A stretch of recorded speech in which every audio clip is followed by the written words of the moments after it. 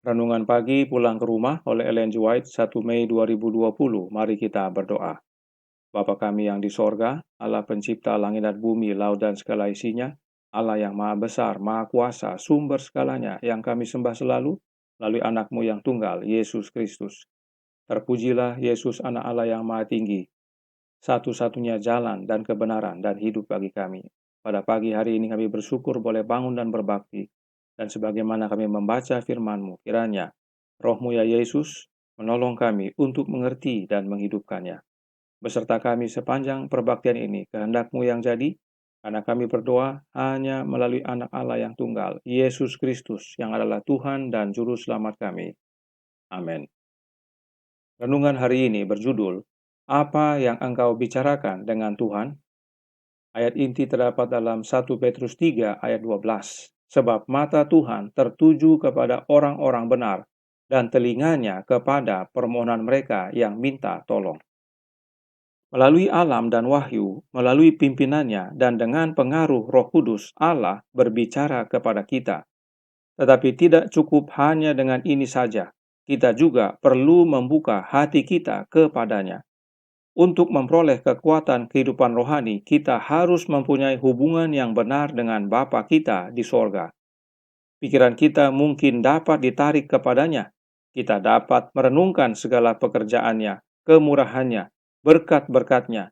Tetapi ini tidak berarti sudah berhubungan betul dengan Dia. Untuk berhubungan dengan Allah, kita harus mempunyai sesuatu yang hendak kita sampaikan kepadanya mengenai hidup kita yang sebenarnya. Doa adalah membuka hati kepada Allah seperti kepada seorang sahabat. Doa itu perlu bukan supaya Allah mengetahui keadaan kita yang sebenarnya, melainkan untuk menyanggupkan kita menerima Dia. Doa bukanlah membawa Allah turun kepada kita, melainkan membawa kita naik kepadanya. Ketika Yesus berada di dunia ini, diajarnya pada muridnya bagaimana cara berdoa. Disuruhnya murid-murid itu mengajukan keperluan mereka sehari-hari ke hadapan Allah dan menyerahkan segala keluh kesah mereka kepadanya. Diberikannya kepada mereka bahwa permohonan-permohonan mereka akan didengar.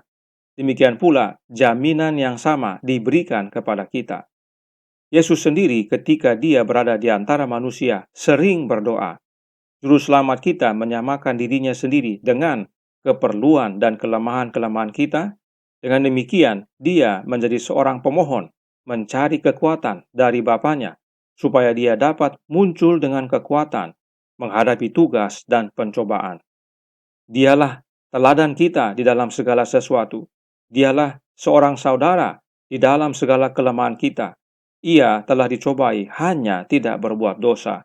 Ibrani 4 ayat 15. Tetapi, sebagai yang tidak berdosa, sikapnya mual terhadap kejahatan. Dia menahan pergumulan-pergumulan dan siksaan jiwa di dalam satu dunia yang penuh dosa. Sebab dia dalam keadaan manusia, maka doa merupakan keperluan yang penting. Dia memperoleh penghiburan dan kegembiraan di dalam perhubungan dengan Bapanya. Kalau juru selamat manusia, anak Allah, merasakan perlunya doa itu, apalagi orang yang lemah, fana dan berdosa, lebih memerlukan doa yang tekun dan tetap. Bapa kita yang di sorga menanti untuk mencurahkan kepada kita segala berkat-Nya. Hak kitalah mereguk sebanyak-banyaknya dari pancaran kasih yang tiada batasnya itu. Anehnya, kita berdoa terlalu sedikit.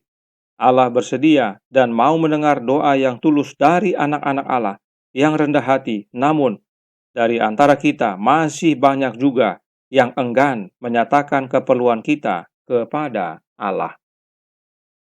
Saudaraku dalam Tuhan, tema besar bulan Mei adalah kunci keperbendaharaan surga. Dan hari ini kita melihat pentingnya untuk berkomunikasi dengan sumber segalanya, yaitu Allah Bapa melalui doa. Itulah kuncinya. Bagaimana Allah berbicara kepada kita? Ini perlu kita ketahui. Renungan hari ini menyatakan, pulang ke rumah halaman 135 paragraf 1. Melalui alam dan wahyu, melalui pimpinannya, dan dengan pengaruh Roh Kudus, Allah berbicara kepada kita. Allah berbicara kepada kita melalui alam, firman-Nya yang diwahyukan, melalui pimpinannya, serta pengaruh dari Roh Kudus. Roh Kudus yang mana? Rohnya Allah itu sendiri. Lihat dalam bahasa Inggris, tulisan aslinya, Nyonya White sebut the influence of His Spirit, yang artinya pengaruh dari rohnya, yaitu rohnya Allah itu sendiri. Dan memang roh Allah itu adalah roh yang kudus. Melalui rohnya lah Bapa berbicara kepada kita. Namun jangan lupa, oleh karena dosa kita terpisah dari Bapa. Lalu bagaimana caranya Allah berbicara kepada kita? Bagaimana rohnya itu kita bisa miliki? Jangan khawatir, ada jalan dan hanya satu-satunya jalan. My Life Today, halaman 283, paragraf 4.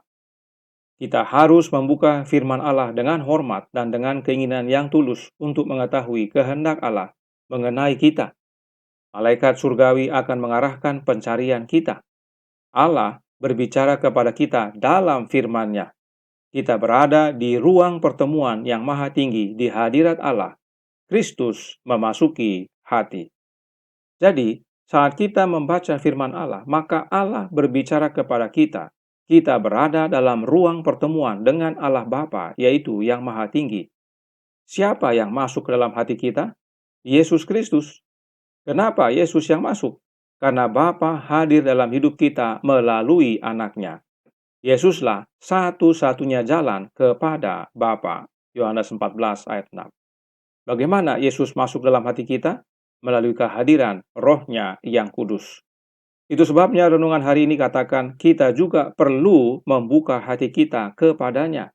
Halaman 135 paragraf 1. Kita harus buka hati kita agar Kristus bisa masuk ke dalam hati kita, agar kita menerima firman Allah, perkataan Allah, yaitu bagaimana Allah berbicara kepada kita. Sebab Kristus itu adalah firman, dan sebab Allah berbicara hanya melalui anaknya. Lihat penjelasan Roh Nubuat berikut ini tentang membuka hati kepada Allah. Testimonies for the Church, volume 4, halaman 558, paragraf 4. Harus ada kesesuaian dengan kehendak Allah, kehinaan terhadap diri sendiri, pembukaan hati terhadap pengaruh berharga dari Roh Kristus. Jadi, jika kita berdoa, itu artinya membuka hati kepada Allah, dan yang masuk adalah Kristus, yaitu melalui rohnya yang kudus. Sebab Yesuslah firman, dan sekarang Allah berbicara di dalam anaknya, di dalam Kristus. Itu pentingnya kita menerima roh Kristus dalam hati kita. Yahweh jelaskan dalam The Youth Instructor 28 Juni tahun 1894 paragraf 9. Siapakah Kristus? Dia adalah anak tunggal yang diperanakkan dari Allah yang hidup. Dia bagi Bapa adalah firman yang mengutarakan pikiran, sebagai buah pikiran yang menjadi terdengar. Kristus adalah firman Allah. Ingat baik-baik kutipan ini. Ini kutipan yang penuh makna. Jelas bahwa hanya melalui anaknya Allah Bapa berbicara. Kenapa? Sebab Kristus yang adalah anak tunggal yang lahir dari Bapa yang hidup adalah buah pikiran Allah yang menjadi terdengar. Ini bukti bahwa Yesus lahir dari Bapa dan bukan muncul bersama-sama. Kenapa? Sebab buah pikiran adalah yang kita akan sampaikan. Kita akan berbicara bila mana kita pikirkan terlebih dahulu. Artinya, apa yang kita mau sampaikan, kita pikir dulu, baru kita sampaikan. Sehingga dengan kata lain bahwa tidak mungkin Yesus muncul sama-sama. Allah pikir dulu apa yang dia mau sampaikan, baru sesudah itu Yesus sampaikan. Ya. Ini penting bagi kita, makanya ini kutipan penuh makna dan perlu kita renungkan. Agar kita memahami betul hubungan Bapa dan Anak. Dan oleh karena setelah kebangkitannya, Yesus harus kembali kepada Bapa, maka dicurahkannya rohnya yang kudus kepada umatnya agar meneruskan perannya sebagai pikiran Allah yang diperdengarkan. Nah sekarang, apa yang kita sampaikan atau bicarakan kepada Allah? Tadi kita sudah tahu bagaimana Allah berbicara kepada kita. Nah, sekarang kita perlu berbicara kepadanya. Apa yang kita sampaikan? A Call to Stand Apart, halaman 41, paragraf 2, Ellen White menjelaskan. Apa yang akan Anda bicarakan dengan Allah dalam doa pribadi Anda? Segala sesuatu, keinginan dan kebutuhan Anda, kebahagiaan dan kesedihan Anda, masalah dan ketakutan Anda. Sampaikan semuanya kepada Allah. Dia tidak akan pernah menganggap sepatah kata pun atau permintaan adalah suatu beban. Tidak peduli berapa lama atau seberapa banyak Anda berdoa. Sungguh suatu pernyataan yang menguatkan dan memberikan kebahagiaan. Karenanya, masih dalam buku yang sama, halaman 40 paragraf 2, Nyonya White katakan, jangan pernah segan untuk berdoa, karena doa adalah kunci di tangan iman untuk membuka rumah harta surga. Tanpa doa yang teratur, kita berada dalam bahaya, menjadi ceroboh dan kehilangan arah. Karenanya, teraturlah berdoa, sebab dalam suratnya nomor 1 tahun 1904, paragraf 6, Nyonya White menyatakan, singkat, padat, dan jelas, doa adalah nafas dari jiwa. Dan dalam suratnya nomor 93, tahun 1895, paragraf 9, dia menyatakan, biarlah setiap nafas menjadi doa.